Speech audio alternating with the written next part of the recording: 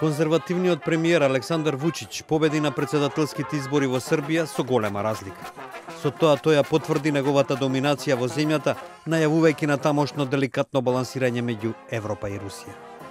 47 годишниот Вучич доби многу повеќе од неопходните над 50% од гласовите, со што успеа да го избегне вториот круг од изборите.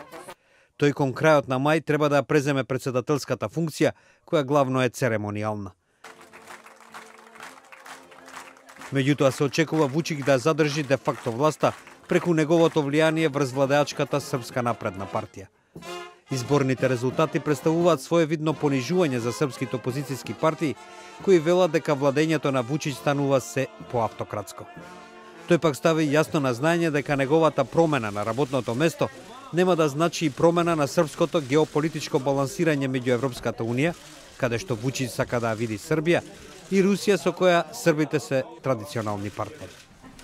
Тој им заблагодари на германската канцеларка Ангела Меркел и на рускиот председател Владимир Путин, со кои се сретна за време на неговата изборна кампања. За мене е важно да кажем да su izbori pokazali, jer kada na ovaj broj glasova dodate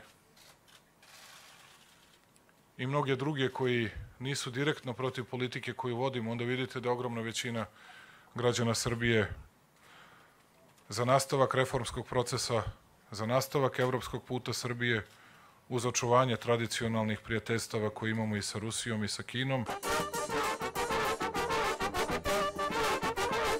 На второ место се пласира поранешниот омбудсман Саша Јанковиќ, кој доби 16% од гласовите, додека 25-годишниот студент Лука Максимовиќ, кој влезе во председателската трка како пародија на политичар и измамник, наречен Љубиша Бели Прелетачевиќ, се најде на третото место со нешто над 9% од гласовите, што на своевиден начин е слика на разочароноста на србите од политичарите во нивната земја.